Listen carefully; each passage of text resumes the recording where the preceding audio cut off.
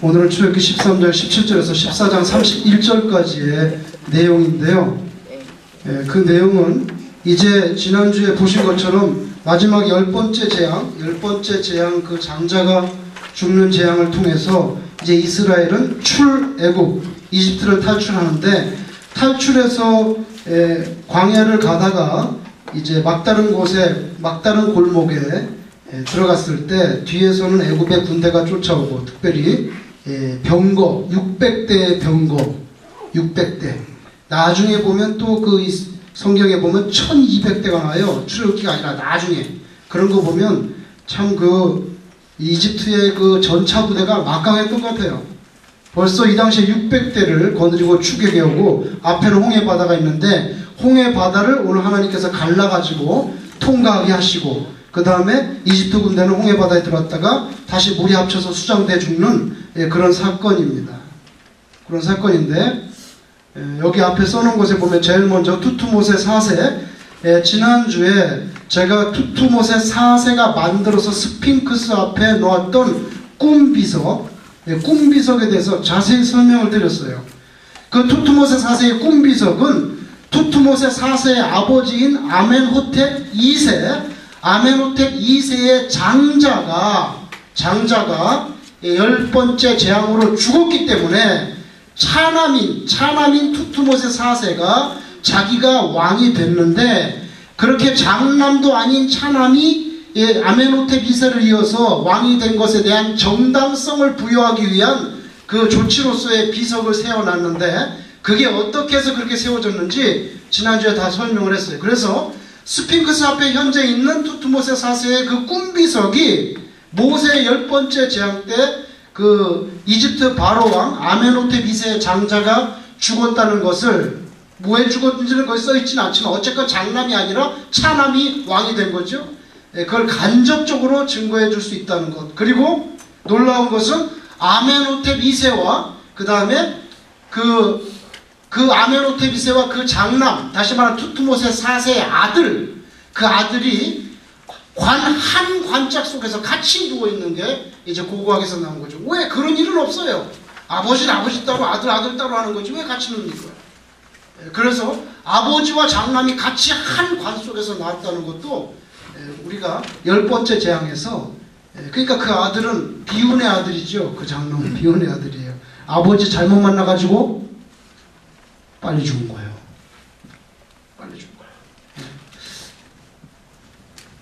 그런데 뭘 말씀하려고 했냐면, 그래서 아들이 죽어서 슬퍼 있는데 장례식을 해야 돼. 장례식도 제대로 못하고, 제가 볼 때는 한 3, 4일 만에 군대 동원해가지고 쫓아왔어요. 장례식이나 제대로 했겠어요? 그 와중에 쫓아왔다고. 그런데 이집트의 장례식이 얼마나, 그 왕족의 장례식이 얼마나 화려하고 얼마나 정교하고 얼마나 많은 정성이 들어가는 건데, 제대로 장례도 못하고 군대 몰고 쫓아왔어요. 그래서 오늘 그 이집트 장례를 어떻게 미이라로 만드는지 잠깐 설명드리려고 거기다, 이런 과정도 못 고쳤어요. 사실은 못 고치고 제대로 대접을 못했죠. 자기 아들한테 못하고 그냥 이스라엘 추격해 왔어요. 특별히 그 이집트 사람들은요, 이집트는요 날씨가 건조해요. 모래에 그냥 집어 던져놔도 미이라가 된대. 그런데 그걸 의학적인 기술로 구체적으로 미이라를 만들기 시작한 것은 BC 3000년 전부터입니다. 정확히 말하면 2600년 전부터. 그때부터 벌써 의수를 가지고 미이라를 만들었다는 거예요. 그런데 이 사람들이 미이라 만드는 방법을 기록으로 남기질 않았어요. 왜 그런지 모르겠는데, 그 기록은 어디에 나오냐면 헤로도투스, 헬라 그릭의 역사학자 히스토리아인데 헤로도투스가 이집트 사람들이 어떻게 미이라를 만든지를 자세히 기록해 놨어요. 그래서 우리는 이집트에서 미이라 만드는 것을 이집트 문헌으로 아는 게 아니라 헤로도투스 역사가의 그 문헌을 통해서 알고 있는데, 왕족이 먼저 죽으면 갈고리 모양으로 된 잡대기를 갖다 코로 집어넣어서 이 브레인을 꺼냅니다. 썩기 때문에. 아시겠어요? 브레인을 빼내요. sometimes 머리를 절개해가지고 일단 뇌를 꺼내. 썩지 않게. 그러니까 썩으면 안 되잖아요. 그러니까 보통 코로 갈고리를 넣어가지고 긁어내고요. 그러지 않으면 머리를 잘라서 하고. 근데 sometimes 이걸 안 끌어낸 게 있어요. 안 끌어낸 거 있으면은 흔들면 이게 거기서 어떻게 그 뭐 호두처럼 굳어가지고 딸깍딸깍 소리가 나는 거예요. 말라붙어 실제로. 그래서 제일 먼저 왕족이 죽으면 코로 갈고리를 넣어서 그 뇌를 긁어내거나 이거 절개를 긁어내고 그 다음에 옆구리를 땁니다. 여기를 따가지고 여기를 따서 내장을 꺼냅니다. 심장도 꺼내고 간, 창자가 다 꺼내요. 다 꺼내고 거기는 그 다음에 탄산 가루 같은 거로 다 채워요. 그리고 꿰매고 그 다음에 손가락부터 붕대로 묶기 시작해서 온 놈을 다 묶습니다. 다 묶고 난 다음에 마지막으로 두꺼운 천으로 수평으로 다 돌리고 또 마지막으로 수직으로 이게 기럭지로 다 돌려가지고 이제 관에 넣습니다. 그 내장을 꺼낸 걸 갖다가 넣는 항아리가 있어요. 보통 4개의 항아리인데 4개의 항아리. 간, 폐, 비장, 창장 4개로 구분해가지고 비장은 지라입니다. 지라. 간, 폐, 내장, 비장 4개로 긁어내가지고 그거를 항아리에다 집어넣습니다. 항아리 형태는 항아리는 나무나 돌로 만들었는데 그 항아리에 집어넣어가지고 그 항아리 4개를 또 한 박스에다가 딱 정중하게 올려놓습니다. 그 박스가 카노포스 함이에요. 이 박스를 집어넣은 다음에 그 다음에 그 박스를 넣고 그 박스에다가 또 네모 큰 박스를 넣어서 사당같이 만듭니다. 근데 천장은 뚫혀 있어요. 천장은. 박스를 만든 다음에 이 카노포스함을 집어넣고 그 다음에 거기다 더 큰 박스를 넣은 다음에 그 큰 박스 사면에다가 신을 사겠어요. 신. 여기 지금 항아리 4개 있잖아. 이걸 지키는 신을 거기다가 새겼어요. 그렇게 해서 끝나는데 처음에 여기를 딴 다음에 창자를 다 긁어내고 내장 긁어내고 탄산 가루를 다 채워서 대충 말아서 40일도 기다립니다. 40일 기다리는데 다 말라요. 시신이. 다 마르고 나면 40일이 지났을 때 거기다가 다시 이제 그 몸에다가 더 칠합니다. 그 향유 같은 걸. 향유를 칠하고 다시 작업을 해서 완전히 끝나는데 며칠 걸리냐면 헤로도투스에만 70일이 걸려요. 이런 작업을 해야 되는데 자기 아들이 죽어 이것도 하지 못하고 그냥 병거 물고 쫓아왔어요. 그러니까 비운의 왕이라 이 말이에요.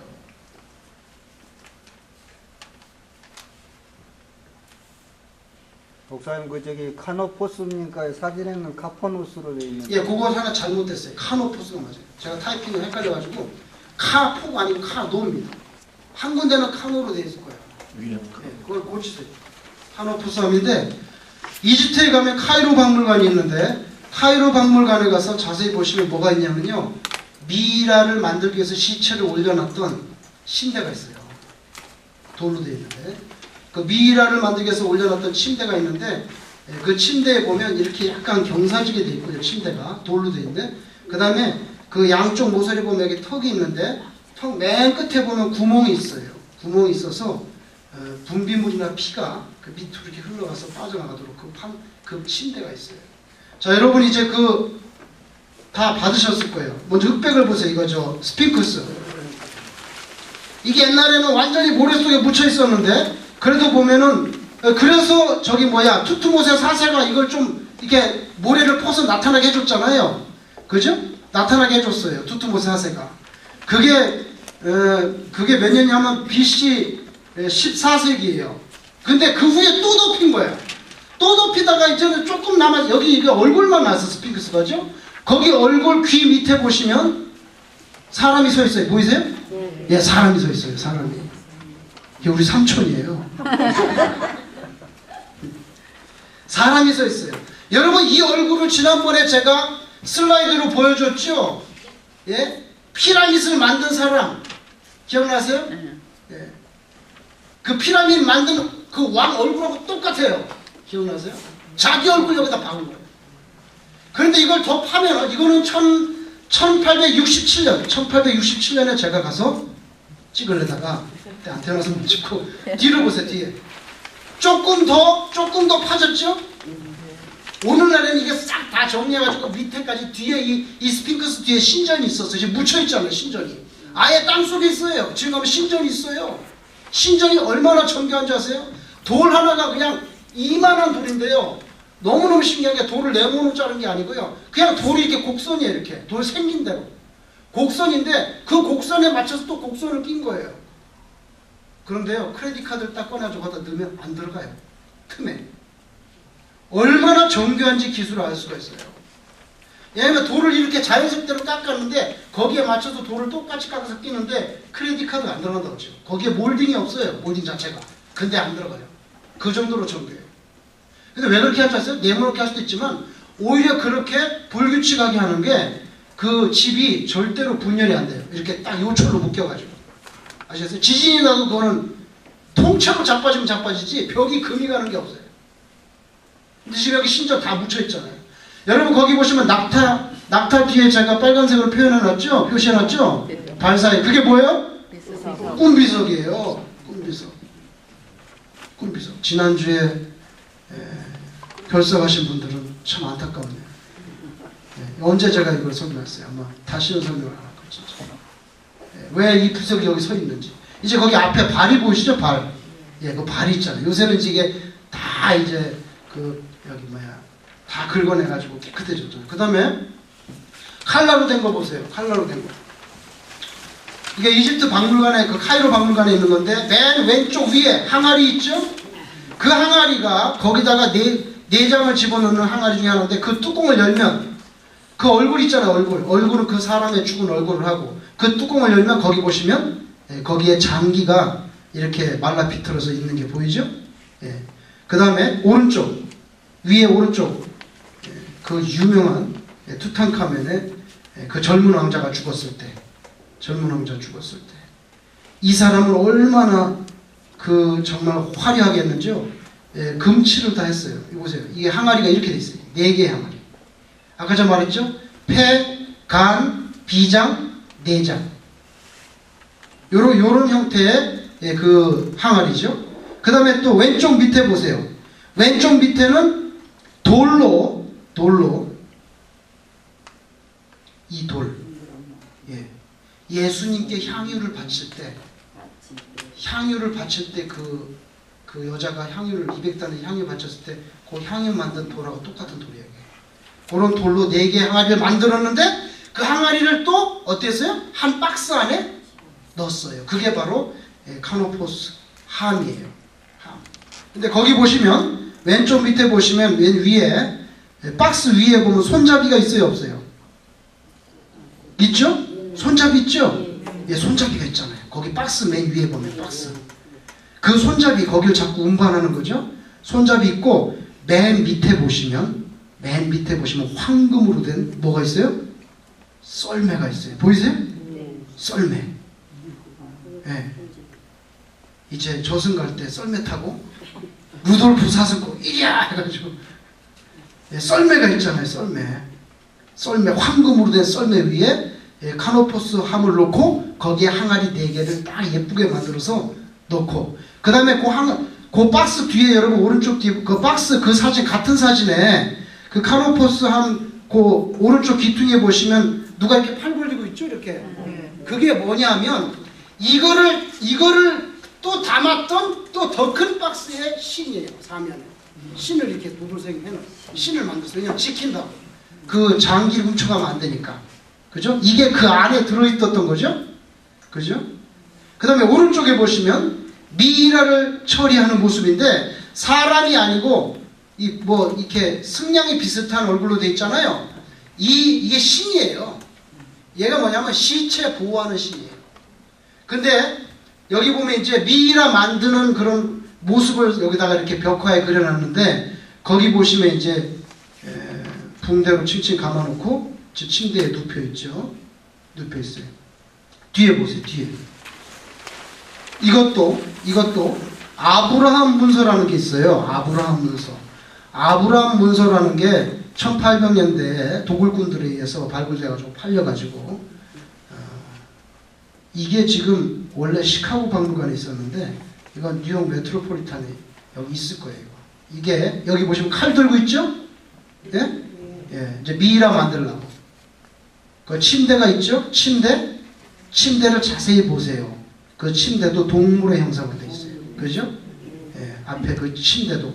그래서 그 침대에 눕혀가지고, 침대에 눕혀가지고, 이제 그 해부하려고. 그 해부하는 사람 머리를 보세요. 머리털이 있어요? 없어요? 없죠? 제사장이에요. 이집트 제사장은 머리털이 있어요? 없어요? 없어요. 머리를 싹 깎아요. 매일 아침 일어나서 면도해요. 털을 밀어버려요. 제사장이 아마 왕족이겠죠? 칼 들고 이제 미라 만들려고 폼 잡고 있는 그런 모습이에요. 이런 거를 다 자기 아들한테 해줘야 되는데 그런 것도 하지도 못하고 출격했어요. 왜냐하면 그 이스라엘 자칫 잡아올라. 여러분 이 피라밋이 이렇게 땅 속에 모래 속에 묻혀 있었다는 거 상상도 못했죠. 요새 사진은 다 이렇게 돼 있잖아요. 지금 이 사진에도 아직도 뒤에 신전은 나오지도 않았어요. 신전이 있는지도 모르고 있는 거죠 이게. 근데 다 발굴이 됐죠. 다 발굴이 됐어요. 자 이제 성경을 보세요. 성경을 보시면 13장 17절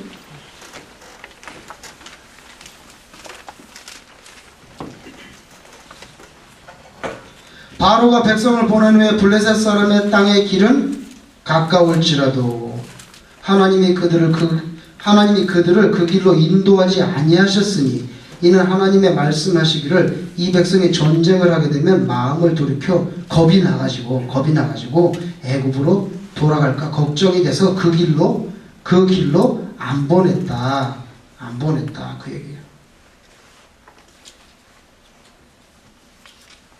여기 블레셋 사람의 땅의 길, 이것도 고고학자들이 발견했어요. 블레셋 사람들의 땅의 길을.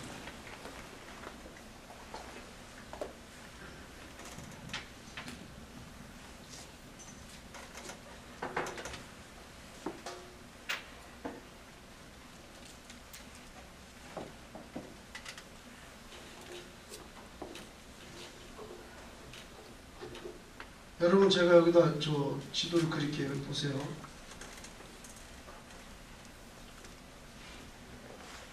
여기가 홍해인데요. 홍해고 이거 아라비아 반도인데요. 이제 여기 지중해고 이렇게 돼 있죠. 여기가 이제 여기서 나일강이 흘러와가지고 여기서 비옥한 삼각주가 돼. 고센 땅은 여기 있어요. 고센 땅은 여기 있는데 이건 시나이 반도고 옛날에 이스라엘이 6.1 전쟁에서 뺏었다가 다시 돌려줬죠 이집트한테. 여기가 이제 갈릴리 호수가 있고, 여기가 갈릴리 호수가 있고, 여기가 이제 사해가 있고, 이렇게 지도로 그림되어 있는데, 여러분 지금 여기서 탈출하는 거예요. 여기서 탈출하는데, 여기가 가나안 땅인데, 여기 좀 지도가 조금 가서 이렇게, 여기가 가나안 땅인데, 하나님 말씀은 여기서 탈출해서, 이렇게, 잘 봐요. 이렇게 들어가면, 이게 제일 짧은 길이라, 이거 4일 만에 갈 수 있어요, 도보로. 애들 다 데리고 천천히 가고 쉬었다가도 2주면 딱 충분히 도착해. 이 길이. 이게 근데 여기가 가사, 요빠 이런 항구 도시들이 있거든요. 이 땅을 블레셋이 그때 벌써 차지하고 있었다고요. 블레셋이. 그러니까 하나님 여기 말씀은 여기서 이렇게 가나안 땅 들어가는 게 제일 빠른데 여기 블레셋 사람들의 길, 이 길이 제일 빠르지만 여기로 가면 블레셋이 너무 막강해서 전쟁을 해야 된다는 거예요. 전쟁을 하면 겁이 나가지고 다시 돌아가자 이렇게 올 수가 있으니까 이 블레셋 사람들의 길로 가지 않고 이렇게 간다는 거예요. 이렇게. 여기가 시내산이에요. 이리 얼마나 돌아가는 거예요? 이렇게. 이리 가겠다는 거예요. 그 말씀이에요. 왜 이리 안 가냐면 여기는 벌써 블레셋이 너무 강성해서 이 가면 200만이 움직이면 절대 그냥 안 보내주고 전쟁을 하기 때문에 그러면 사람도 죽고 돌아오려고 그러니까 이 길로 안 가고 이렇게 돌아간다는 이야기예요. 블레셋. 자, 블레셋이라는 단어를 이렇게 써요. 성경에 있는 블레셋이 이걸 번역한 거예요. 필리스틴. 이 필리스틴을 한국말로 블레셋이라고 번역했어요. 필리스틴이 우리가 알고 있는 팔레스타인이에요. 아시겠어요? 팔레스타인이 블레셋이랑 똑같은 단어라고요. 그러니까 이 사람들은 얼마나 오랫동안 벌써 살았어요. 아시겠어요? 지금도 팔레스타인이잖아요. 그죠? 이거 영어로 필리스틴즈 하면 블레셋 족속이 되는데 이 필리스틴은 한국말 번역으로 블레셋이라는데 블레셋이 우리가 아는 팔레스타인하고 같은 말이란 말이에요. 그리고 골리앗이 무슨 족속이에요? 블레셋 족속이니까 골리앗이 뭐예요? 팔레스타인이잖아요. 다윗하고 골리앗하고 싸웠잖아요. 지금 이스라엘하고 누구하고 싸워요? 팔레스타인하고 싸우고 있잖아요. 이스라엘하고 팔레스타인하고. 네? 벌써 아주 오래된 얘기. 근데 다윗이 골리앗을 이겼으니 이스라엘이 팔레스타인을 이기잖아요 지금. 이 단어예요. 그러니까 블레셋이 팔레스타인이에요. 똑같은 거예요 여러분. 그게 뭐 아주 다른 게 아니에요. 자, 그 다음 보세요. 어디 보시냐면, 자, 오케이. 첫 번째 이유. 이렇게 길을 돌아가는 이유는, 여기 여기 고고학자들이 뭘 밝히냐, 여기 블레셋에서 변경 수비대 요새가 있는 걸 밝혀냈어요. 고고학자들이. 네, 그것까지 다 설명할 수가 없어요. 지금 시간 있으니까. 그래서, 여기 막강한 블레셋 군대 주둔이 요 해안선변에, 요 지중해 해안선에 다 밀집해 있어요. 그러니까 이 길로 가면 안 돼요. 그렇게 돌아가요. 그 첫 번째, 이렇게 돌아가는 이유 첫 번째, 블레셋 군대 때문에. 두 번째 이유는 3장 12절에서 왜 돌아가야 되는지. 3장 12절. 출애굽기 3장 12절 보세요.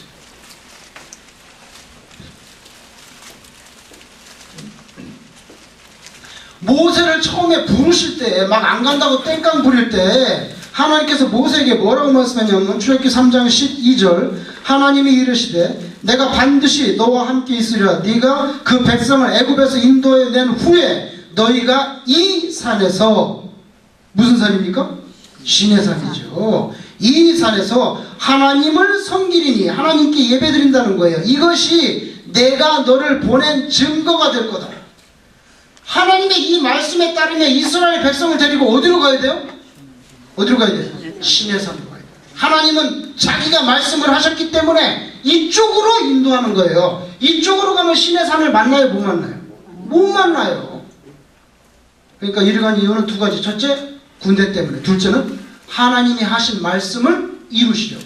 정확해요. 그래서 이제 이쪽으로 가는 거예요. 이쪽으로 가는 거예요. 자, 다시 보세요. 13장.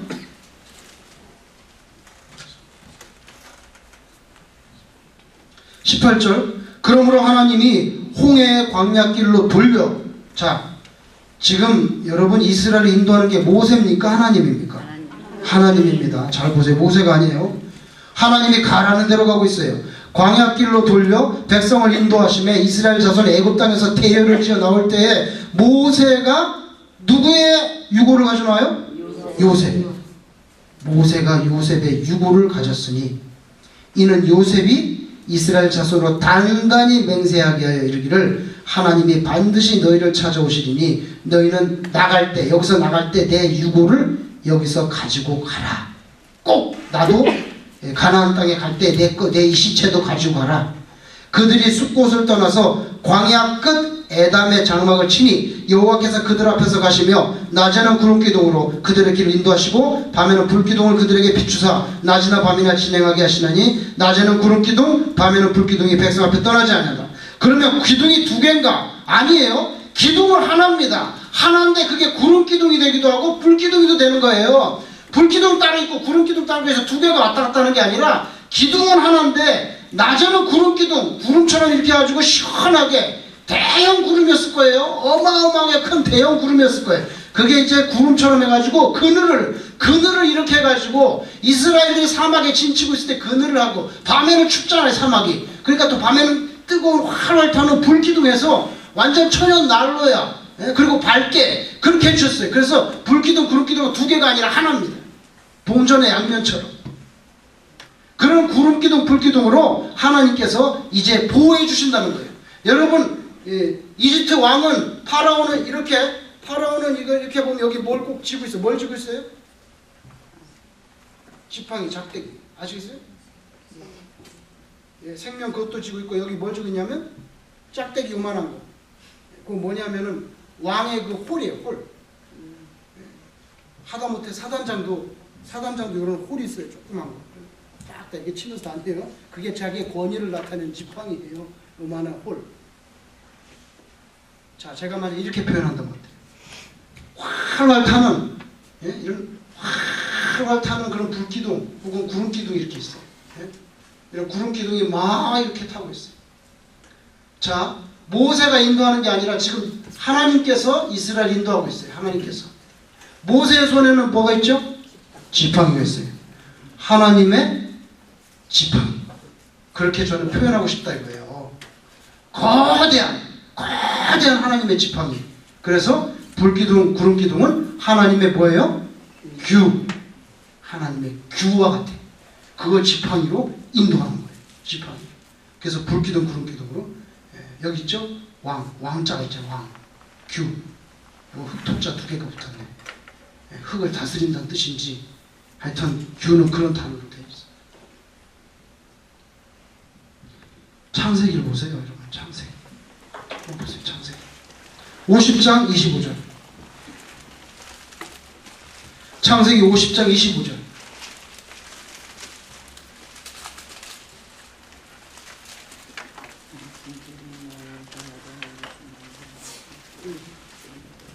(50장 25절) 같이 읽겠습니다. 시작. 요셉이 또 이스라엘 자손에게 맹세시켜 이르기를 하나님이 반드시 당신들을 돌보시니 당신들은 여기서 내 해골을 메고 올라가겠다 하라. 맹세하라. 덮지 마세요 거기. 맹세하라. 그렇게 약속을 했는데, 그렇게 옛날에 유언을 했는데 그 유언을 생각해내고 지금 출애굽할 때 요셉의 해골을 가지고 나왔다는 거예요.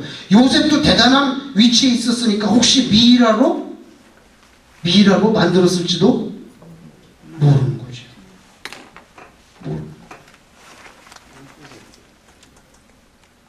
50장 1절.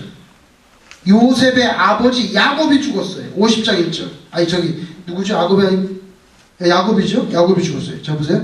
요셉이 그의 아버지 얼굴에 굽으려 울며 입 맞추고 그 수종들은 의원에게 명하여 아버지의 몸을 향으로 처리하게 하며, 이건 뭐예요?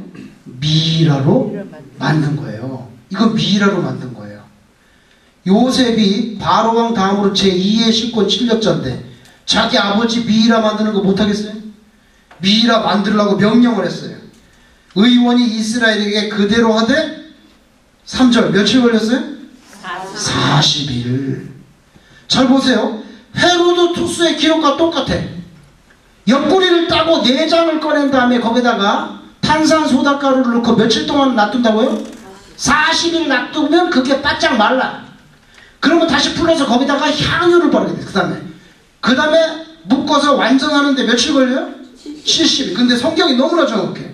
3절에 40일이 걸렸으니 향으로 처리하는 데는 이 날수가 걸림이며 애굽 사람들은 며칠 동안 곡했어요? 70일 동안. 이게 헤로도투스는 예수 믿는 사람도 아닌데 너무 그 사람 그 기록하고 똑같아. 40일, 70일.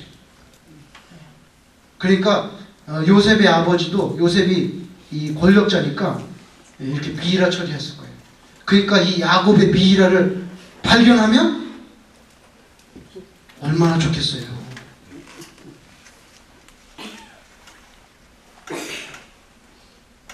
몇 년 전에 세례 요한의 관이 발견됐어요.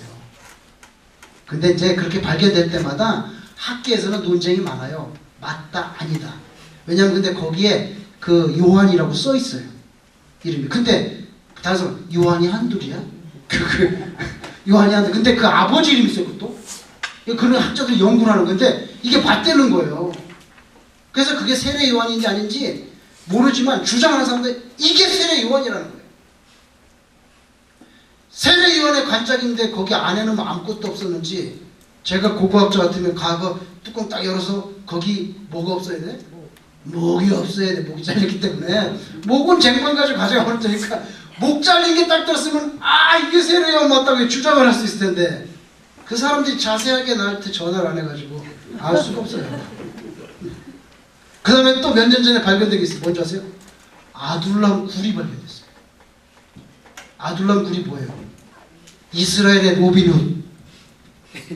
이스라엘의 로빈은 다윗이 자기 병사, 자기 그 부하 400명, 600명과 같이 숨어 있었던 그 굴. 얼마나 커야 400명이 들어가겠어요? 얼마나 커야. 근데 그 굴이 발견됐어요. 성지순례를 가려면 그런 굴을 들어가야 되는 거예요. 근데 맨날 가이드는 그런 데는 안 가고 딴 데 간다. 그런 굴을 들어가면 이제 발견됐다는데 지난번에 갈 때도 내가 그 굴 좀 보여달라고 말을 하다가 혼날까봐 말을 못했네. 분명히 그 발견된 학교에 다 보건되고 뉴스에 나왔는데 가보면 되지. 그런데 안 가보고. 그 다시 돌아오세요. 출애굽기로 돌아오세요.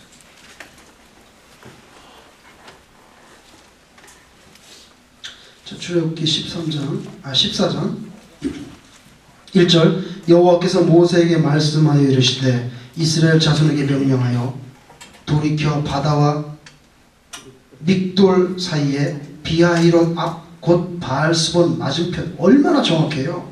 하나님께서 지금 모세가 아니에요. 하나님이 이끌어가는데 어디로 가야 되는지를 동서남북을 다 가르쳐주고 있어요. 41 스트리트 32 에버뉴 거기 가면 그 코너에 그 34번에 그 스타인웨이 전철역이 있는데 전철역 거기 그 라이트 에이드인가? 라이트 에이드 앞에 보면 거기 어디 거기로 가. 이렇게 자세하게 설명하는 거예요. 지금 거기로 가서 장막 텐트를 쳐라. 그래서 거기로 갔어요. 근데 거기는 여러분 앞에는 바다고, 잘 보세요. 앞에는 바다고 옆에는 산이에요. 그리고 뒤에는 사막이에요. 근데 그 상황에서 이집트 군대가 쫓아오면 갈 데가 없는 거예요. 아시겠어요? 하나님이 일부러 거기로 보낸 거예요. 앞에는 바다, 양쪽에는 험한 산이고요. 뒤에만 뚫리는데 뒤에는 사막이에요. 근데 이집트의 병거가 뒤에서 밀어붙이거든요. 그러니까 죽은 거죠. 도관에 든 쥐. 도관에 든 쥐. 이번에 한 마리 잡혔어요. 유폭에서. 네, 덫에서. 잡아가지고 어저께 언어도 환경께서 잠수시켜가지고 잠수시켜서 4초 만에 지식됐어요. 아몬드를 놨더니 그걸 먹으려고 들어가지고 딸깍해서 덫에 잡혔어요. 네, 북에 5개의 덫을 놨어요. 도관에 든 쥐가 됐어요. 근데 여러분 하나님께서 거기로 보낸 이유가 있어요. 왜 거기로 본 줄 아세요? 거기로 딱 보내면 바로가 추격에 올 거라는 걸 아셨어요. 아시겠어요? 일부러 보낸 거예요. 도관에 든 쥐를 누가 만든 줄 아세요? 하나님이 만드셨어요. 그거 모세가 대고한 게 아니잖아. 하나님께서 41배번에 40에서 34스트릿 가라고 누가 명령했냐고. 하나님이 했지. 거기 딱 가니까 바로가 뭐냐, 지금 거기 있다. 그래? 잘 됐다. 거기 도관에 든 가자 하고 간 거예요. 그래서 바로의 군대가 올 줄로 하나님께서 아시니까 일부러 그리 보낸 거예요. 그래서 왔잖아요. 자기네가 승리할 줄 알았지. 근데 하나님께서 어떻게 했어요? 바다를 갈랐어요. 그래서 누가 영광을 받았어요? 하나님 영광 받잖아요. 보세요. 하나님은요, 하나님께서 영광 받는 결론을 나타내기 위해서 사랑하는 백성들이 할지어도 sometimes 도관에 든 쥐로 만들 수가 있어요. 그러니까 그럴 때 화를 내고 무식하게 이렇게 하면 무식한 거예요. 하나님이 다 뜻이 있어서 지금 갈 길을 다 영광을 다 어레인지 해놨는데 거기서 막 이러면 하나님이 아유 못하나 이거 그러신단 말이죠. 보세요. 이제 4절 내가 바로의 마음을 완악하게 한즉 바로가 그들의 뒤를 따르리니 내가 그와 그의 온 군대로 말미암아 뭘 얻어요? 영광. 밑줄 쳐놓으세요. 제가 드릴 말씀이 있어서 그래. 온 군대로 말미암아 영광을 얻어. 자 보세요. 도관에 든 쥐를 만드는 목적이요 하나님의 영광이에요. 여러분이 만약에 나는 완전 도관에 든 쥐가 됐구나. 막다른 절벽이네. 골목길 갈 데도 없고 죽었다 나는. 딱 그러면 혹시 하나님께서 영광을 위해서 나를 몰아붙였나? 이렇게 생각할 수 있어야 된다. 그 다음에 애굽 사람들이 나를 여호와인 줄 알게 하리라 하시며 우리가 그대로 행하니라. 그 백성이 도망한 사실이 애굽 왕에게 이제 딱 첩보가 들어갔어요. 딱 첩보가 들어가니까 바로와 그의 신하들이 그 백성에게 대하여 마음이 변하여 변덕이 일어났어. 이래 우리가 어찌 이같이 하여 노예를 해방시켰지? 6절 바로가 그의 병거를 갖추고 그의 백성을 데리고 갈새 선발된 병거 600대와 애굽의 모든 병거를 동원하니 지휘관들이 다 거느렸어요. 엄청난 위용의 전차 부대가 출동했어요. 8절 여호와께서 애굽 왕 바로의 마음을 완악하게 하셨으므로 그가 이스라엘 자손의 뒤를 따르니 이스라엘 자손이 담대하게 나아갔습니다.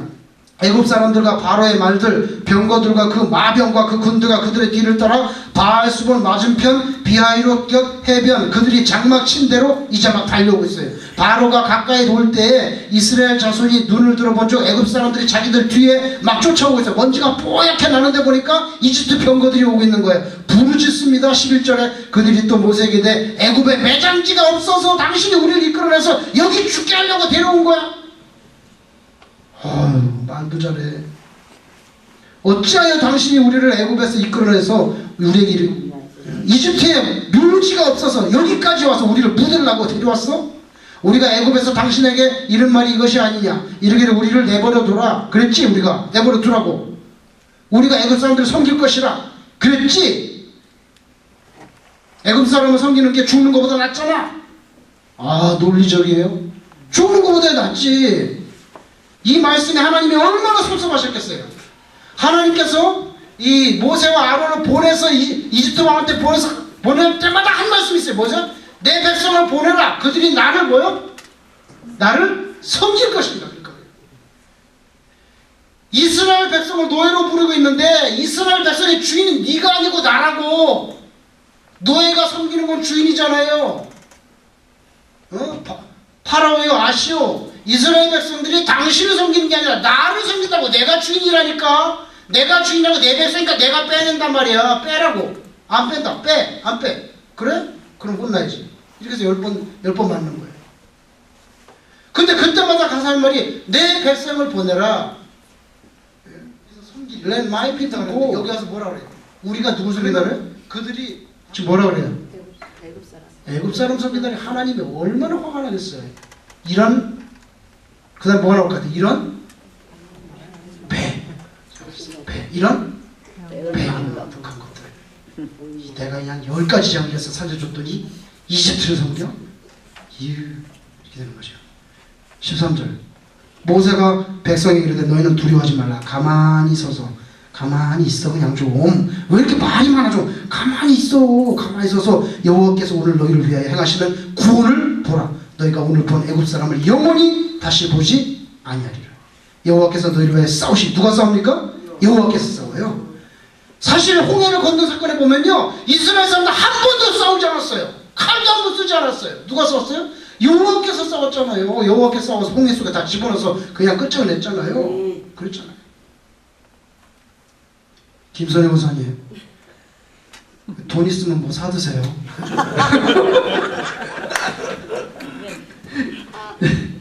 자, 여기 보세요. 15절 여호와께서 모세에게 이르시되 너는 어찌하여 내게 부르짖느냐. 이스라엘 자손에게 명령하여 앞으로 나아가게 하고 지팡이를 들고 손을 바다 위로 내밀어 그것이 갈라지게 하라. 이스라엘 자손이 바다 가운데서 마른 땅으로 건너갑니다. 내가 행하리라. 내가 애굽 사람들의 마음을 완악하게 할 것인즉 그들이 그 뒤를 따라 들어갈 것이라. 내가 바로와 그의 모든 군대와 그의 병거와 마병으로 말미암아 뭘 얻어요? 영광. 거기도 좀 밑줄 쳐보세요. 영광을 얻으리니. 결국에는 이스라엘을 도관내던 지로 만든 게 하나님의 영광을 얻기 위함이에요. 내가 바로와 그의 병거와 마병으로 말미암아 거기도 또 나오죠? 영광. 3번 나오네. 영광을 얻을 때야 예루살렘들이 나를 애굽 사람들이 나를 여호와인 줄 알리라 하시더니 이스라엘 진 앞에 가던 하나님의 사자가 그들의 뒤로 옮겨가며 구름 기둥도 앞에서 뒤로 갔어요. 옮겨 애굽 진과 이스라엘 진 사이에 이르니 선이 저쪽에는 구름 흑암이 있고 이쪽에는 밤이 밝아. 이건 하나님께서 아주 스페셜리 한쪽에는 구름으로 만들고 한쪽은 빛이 해서 이집트 사람들은 캄캄하고 이스라엘 사람들은 환하게 해줬어요. 환하게 해줬어요. 그렇게 해줬다는 거죠. 그 다음에 21절 모세가 바다 위로 손을 내밀매 여호와께서 큰 동풍이 밤새도록 바닷물을 불러가게 하시니 물이 갈라져 바다가 됐어요. 바다가 마른 땅이 됐어요. 20절 이스라엘 자손이 바다 가운데로 육지로 걸어가고 물은 그들의 뭐요? 좌우에 벽이 됐어요. 여러분 우리나라 뭐 진해 앞바다가 가끔씩 드러나잖아요. 그거는 이제 물이 쫙 빠지는 거예요. 물이 빠져서 이렇게 걸어가는 거지. 이건 그게 아니에요. 물이 갈라져가지고 벽처럼 쫙 이게 서 있는 거라고요. 이게 진도 뭐 진해인가 거기 앞바다 그런 거 아니에요. 벽처럼 서 있다고 말하잖아요. 벽이 되니 애굽 사람들과 바로의 말들 병거들과 그 마병들이 다 그들의 뒤를 추격하여 바다 가운데 들어와요. 새벽에 여호와께서 불과 구름 기둥 가운데서 애굽 군대를 보시고 애굽 군대를 어지럽게 하시매 그들의 병거 바퀴를 벗겨버렸어요. 그러니까 막 진틈에 빠져가지고 못 나오니까 우리가 도망하자. 여호와가 그들을 위해 싸운다. 20절 26절 여호와께서 모세에게 이르시되 네 손을 바다 위로 내밀어 물이 애굽 사람들과 그들의 병거들과 마병들 위에 다시 흐르게 하라. 그래서 다 죽었다는 거예요. 29절 그러나 이스라엘 자손은 바다 가운데로 육지로 향하였고 물이 좌우에 어떻게 됐어요? 벽이 되었다고 몇 번 말하잖아요. 이거는 그냥 이렇게 물이 물러간 게 아니에요. 벽이 된 거예요. 벽이 된 거예요. 이 30절 그날에 여호와께서 이같이 이스라엘을 애굽 사람의 손에서 구원하심에 이스라엘이 바닷가에 애굽 사람들이 죽어 있는 것을 어떻게 해요? 보았다. 죽어 있는 걸 봤다는 거예요. 이 사건을 통해서 이스라엘 사람들에게는 믿음을 줍니다. 여러분 31절 끝부분에 이 사건 때문에 백성이 여호와를 경외하며 여호와와 그의 종 모세를 어떻게 해요? 믿었다. 홍해 사건의 결론이 뭐예요? 하나님 영광, 그리고 이스라엘에게는 믿음, 그 다음에 바로에게는 심판. 바로에게는 심판. 이방인 나라들에는 하나님의 능력을 증거하는 그런 역사적인 사건을 일으켰어요. 역사의 사건이 됐어요.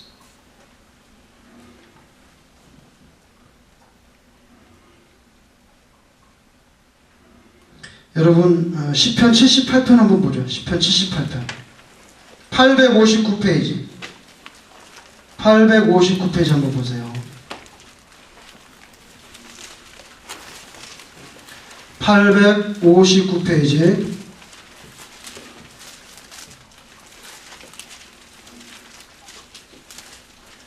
859 시편 78편 13절 14절 같이 이렇게 시작. 그가 바다를 갈라 물을 무더기같이 서게 하시고 그들을 지나가게 하셨으며 낮에는 구름 기둥으로 밤에는 불빛으로 인도하셨으며.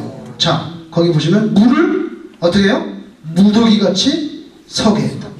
벽처럼 만들었다는 거예요. 벽처럼 만들었다. 여러분 여기 보세요. 도관에 든 쥐가 되니까 바로 불평이 터져 나옵니다. 이거 보세요. 하나님의 능력, 이제까지 10가지 장을 내렸는데 하나님의 능력보다 애굽의 전차를 금방 더 겁내. 그 많은 능력을 보고도 하나님보다 애굽 전차가 더 겁나요. 그러니까 뭐래? 매장지가 없어가지고 여기까지 끌어서 죽이고 말이야. 우리가 근데 언제 온다 그랬어? 응? 우리가 언제 이민 온다 그랬어? 아버지가 온다 그랬지? 그래가지고 생고생 시키고 말도 안 통하는데 해방을 위한 고난보다는 굴종을 위한 안위를 줘요. 그러길래 우리가 이 애굽 사람 섬긴다 그러는데 왜 끌고 나가죠? 이런 말을 하니 하나님은 얼마나 황당하겠어요. 하나님이 영광 받으시고 믿음 주고 기적 일으켜 주려고 그러는데, 그러니까 여러분이 만약에 어려운 형편에 들어서 도안에 든 쥐처럼 되면 입을 그냥 꽉 다물고 있어야 돼. 왜냐하면 하나님이 어떻게 하실 줄 알고. 그리고 신약시대에 오면 이 홍해 사건을 다 물세례로 해석합니다.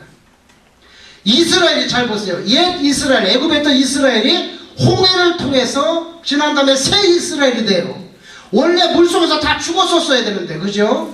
그래서 이 홍해를 신약 성경에서는 물세례로 해석을 하고, 우리가 예수 믿기 전에 옛자가 세례를 받은 다음에 새 것이 되는 거예요. 보라, 그리스도 안에서 뭐요? 새 것이 된다. 이렇게 해석하는 거예요. 이스라엘이 홍해를 통해서 집단 세례를 받고 새 이스라엘이 됐어요. 옛자가 세례받고 새 것이 됐어요. 샘플로 요셉의 마른 뼈를, 해골을 들고 홍해를 통과해. 해골을 들고 마른 뼈를 가지고 가지고 홍해를 통과한 다음에 가나안 땅으로 가요. 이 마른 뼈가. 그래서 이 마른 뼈가 그 죽음을 통해서 영원한 부활 세계로 들어가는 거예요. 영적인 가나안을 볼 때. 마른 뼈가 에스겔에 나오잖아요. 마른 뼈가. 성령의 바람이 부니까 힘줄이 생기고 살이 붙어가지고 군대가 되잖아요. 이거 굉장히 상징적인 거예요. 요셉의 마른 뼈를 홍해를 거쳐서 가나안 땅으로 들어간다는 거예요.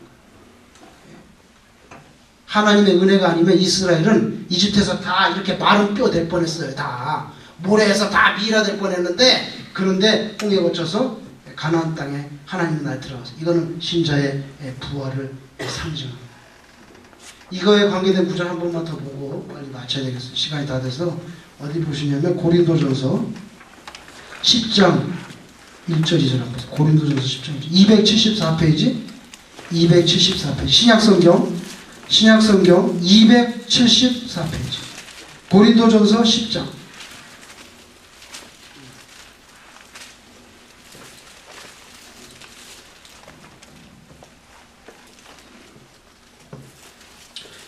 (274페이지) 고린도전서 10장 1절 2절 같이 읽겠습니다. 시작.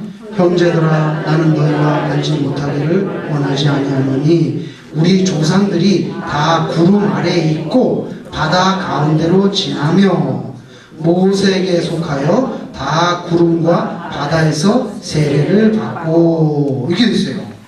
이스라엘이 다 세례를 받았다는 거야. 근데 뭐하고 뭐해서 받았다고요? 구름과 뭐요? 바다. 이거 중요해. 왜냐하면요, 여기 있네. 자 보세요. 구름과 바다에서 홍해를 건넜잖아요. 구름은 불기둥이 있었잖아요. 그때 하나님의 구름기둥, 불기둥, 그걸 말하는 거예요. 그러니까 구름과 불기둥도 있었고, 그 다음에 바다는 홍해를 거쳤어요. 그렇게 해서 세례를 받았다는 거예요. 예수님이 뭐라고 말씀하셨어요? 니고데모에게 사람이 뭐와 뭐로 거듭난다고? 물과 성령으로. 잘 보세요. 물과 그 다음에 뭐에게? 성령이에요. 상징하는 거예요. 예수님 구름 타고 승천하시잖아요. 하나님 신의 산에 임재할 때 구름이 어때요? 빽빽하고, 구름이 빽빽하고, 이 구름이 하나님의 임재를 상징해요. 임재를. 그래서 성경에 구름과 바다 속에서 세례받았다는 거예요. 성령과 물로 세례를 받는다는 거예요. 그래서 이 홍해의 사건은요, 그냥 간단한 역사적인 사건이 아니에요. 그때는 이스라엘이라는 건 한 민족에게 일어난 구체적인 사건이지만, 예수님이 십자가 지고 부활하신 다음에는 온 인류에 대한 보편사적인 구속사에 해당되는 사건이에요. 상징적인 사건. 실제로 일어난 일이지만. 자 보세요. 덧. 아까 사면초가, 앞에는 바다, 양쪽에는 산, 뒤에는 모래인데 이집트 병거가 모래바람 일으키면서 몰고 오고 있어요. 덫에 걸렸을 때 첫째, 절망하지 마라. 절망은 하나님이 하라 그럴 때 하는 거지. 절망하지 마라. 그 다음에 둘째 뭐요? 불평하지 마라. 대번에 튀어나왔어요. 매장지가 없어가지고 모사장 나와! 이렇게 또 모사 나와. 불평. 근데 여러분, 불평할 때는 사람들이요, 제가 이 성경 이번에 보면서 느낀 게 있어요. 불평할 때는 사람들 말이 달변이 돼요. 참고 이상해. 말이 아주 잘 돼요. 바로 매장지가 없어서 여기 끌고 나왔어. 누가 우리 데려나와서 우리가 애굽에서 섬긴다고 말했지. 쫙 그냥 속사포로 쏟아져요. 그러니까 여러분들이 내 말이 참 달변이다 그러면은 좀 조심해야 돼요. 말을 조금 더 듣는 게 나아요. 저처럼 지금 이렇게 막 잘난 척하고 이렇게 하는 거 조심해야 돼요. 불평할 땐 달변이 돼요. 그 다음에 덫에 걸렸다 생각하면 절망도 필요 없고 불평도 필요 없어요. 모세의 자세가 필요해요. 모세는 그 사람들이 막 매장지가 없어 우리 끌고 가서 모세 내려와 뭐 이럴 때 벌써 시끄러워 막 이렇게 안 했어요. 뭐라 했어요? 싸우지 않고 딱 한마디를 했어요. 너희들은 가만히 서서 여호와께서 너희들과 싸우는 거를 보라. 그 한마디만 딱 했어요. 그게 우리의 자세. 영어로 너무 멋있었어요. 그래서 영어로 제가 써서 영어 성경에 보니까 stand still, 가만히 좀 서 있어. 가만히 좀 서. 가만히 있어. 왜 그래? 하나님이 하시는데 왜 설치려고 그랬나? Stand still. 그 다음에 and watch the Lord rescue. 가만히 서서 주께서 너희를 구원하는 것을 봐. 이렇게 돼 있어요. 영성교육.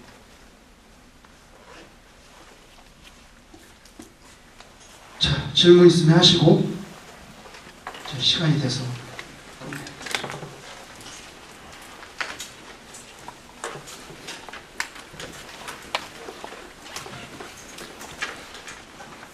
아, 영광. 죄송합니다. 영광. 그걸 안 했네. 영광. 아유. 영광교회가 있어요. 그죠? 영광교회. 저 영광교회도 있고. 영광이라는 단어는 원문에 그 제가 3번 있다 했죠? 카바드라는 단어인데 이 단어는요. 제가 이 단어의 원래 뜻을 가르쳐 주는 거예요. 한국말로 영광이라고 번역됐는데 그 단어를 히브리 사전에 찾으면 뭐로 된지 아세요? 무게 있게 하다로 돼 있어요. 무게 있게 하다. 그래서 그 내가 영광을 받는다는 게 히브리 말로 그대로 번역하면 내가 무게 있게 될 것이다. 무게 있게. 너무 멋있지 않아요? 하나도 안 멋있는데 나 혼자 이렇게 자기 혼자 그냥 자기 혼자 빠져가지고 네? 너무 멋있잖아요. 하나님께서 내가 너희들 앞에서 무게 있게 될 거야. 그거를 한국말로 영광이라고 번역했는데 히브리 원래 단어는 무게가 있다. 여러분이 하나님을 영화롭게 하는 건요, 하나님을 어떻게 취급해야 돼요? 무게 있게 취급하셔야 돼요. 하나님을 무게 있게 대접하셔야 된다고. 하나님을 무게의 반대는 뭐예요? 가볍게 여기는 거. 하나님을 가볍게 여기는 거 하나님이 제일 싫어요. 왜? 영광의 반대는, 영광이 무게니까 무게의 반대는 가벼운 거죠. 하나님을 가볍게 여기는 거 하나님이 싫어해요. 싫어요. 그러니까 하나님은 항상 무겁게